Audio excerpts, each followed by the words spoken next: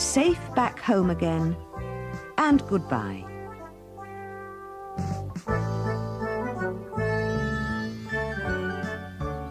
The party went on and on. The game of musical chairs was fun, for instead of somebody taking away a chair each time, the end chair took itself away, walked neatly off and stood watching. Silky won that game. A big box of chocolates came flying down through the air to her when she sat down on the very last chair. She was delighted. Let's all have one. Come on, everybody. Whilst they were eating, they saw a most astonishing sight. Moonface almost swallowed his chocolate in astonishment. What's this coming? Look! Everyone looked. It seemed like a lot of little brightly coloured men running very upright.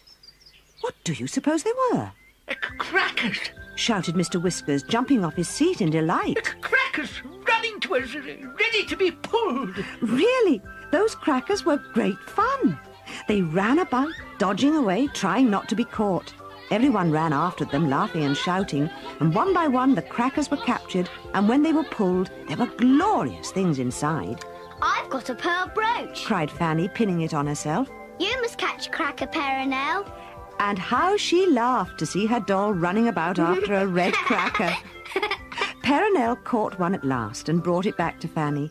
Inside there was a teddy bear brooch, which Peronelle was delighted with. Joe found a silver whistle in his cracker that whistled like a blackbird, and Moonface found a squeaker that squeaked like a cat, which made the old saucepan man go hunting for cats all the time. Silky's clock wanted a cracker too, so it ran after one and trod on one to catch it. It held it with its foot and pulled it with Silky. What do you suppose was in it? A tiny tin of polish with a duster wrapped round it. Just the thing to clean you with, said Silky in delight. The clock was very pleased. It struck 22 times without stopping. They played hide-and-seek, and immediately magic bushes and trees sprang up everywhere to hide behind. Really, the birthday land was the most exciting country to be in. Then they played Here We Come Gathering Nuts and May, and 2 big nut trees grew behind them, full of nuts, and a long hedge white with sweet-scented may. It made the game seem very real. When they played Here We Go Round the Mulberry Bush, a big mulberry tree grew up, and the children picked the ripe red mulberries to eat. You never knew what was going to happen next, but you can be sure it was something exciting.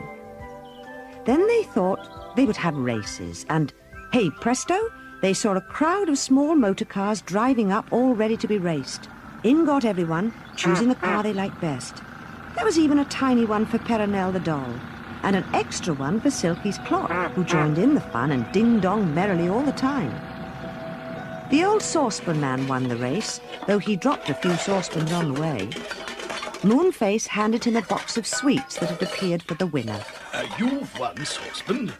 Run, said the saucepan man. All right, I'll run. And he ran and ran, just to show how fast he could run when he wanted to. And what a noise he made with his kettles and saucepans clattering all round him. Supper time! Supper time! Shouted Moonface suddenly, and he pointed to a lovely sight.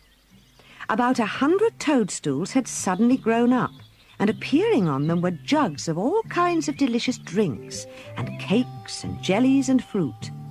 Small toadstools grew beside the big ones. Silky sat down on one of them, helped herself to some acornade, and said, I'm hungry. Come on, everyone. Bessie flew down from the air. She did so love flying. Fanny ran up with her doll, who followed her everywhere. Joe galloped up on his pony. Everyone was very happy. It began to get dark, but nobody minded because big lanterns appeared and shone out everywhere in the trees and bushes. As they sat and ate, there came a loud bang. Peronelle cuddled up to Fanny, frightened. Silky's clock tried to get onto Silky's knee, scared, but she pushed it off. What's that? Said Joe, patting his frightened pony. Fireworks! Fireworks! Shouted Moonface in delight. Look, oh look! And there in front of them were the fireworks, setting themselves off beautifully. Rockets flew high and sizzled down in coloured stars. Catherine wheels whizzed round and round. Squibs jumped and banged. Golden feathers poured down like fountains. Really, it was glorious to watch. This is the loveliest birthday I've ever heard of, said Bessie happily as she sat and watched the fireworks. Lovely things to eat, wishes that come true, most exciting games, glorious crackers, and now fireworks.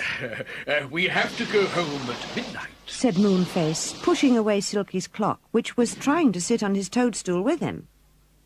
How shall we know when it's midnight? Asked Fanny, thinking that really it was quite time her doll went to bed.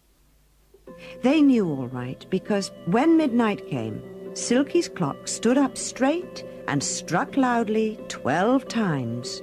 Moonface started to hurry everyone. To the ladder, come on!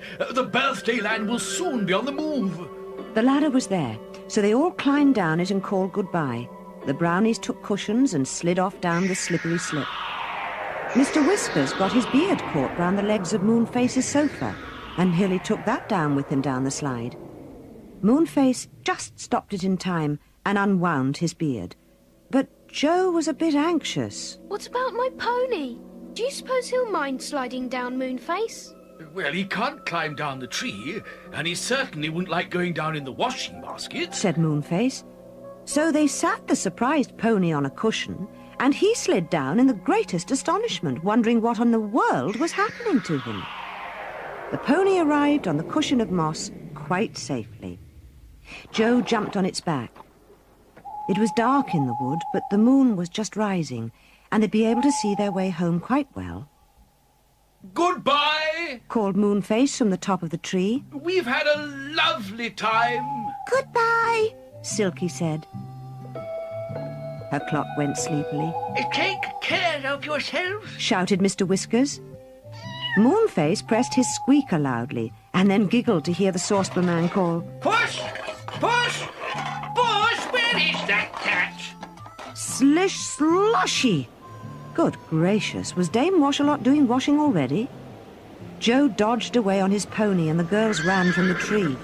What's-his-name got the water all over him, for he was standing nearby, and he was most disgusted. Joe laughed. Come on, girls. We really must go home. We shall never wake up in the morning. So they went home once more, through the enchanted wood with the moon shining and cold between the trees. Joe put his pony into the field outside the cottage.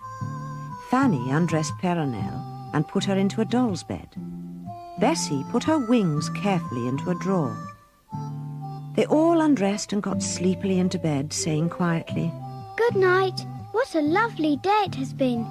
We are lucky to live near the Enchanted Wood. They were, weren't they? Perhaps they'll have more adventures one day. But now we must say goodbye to them and leave them fast asleep, dreaming of the land of birthdays and all the lovely things that happened there.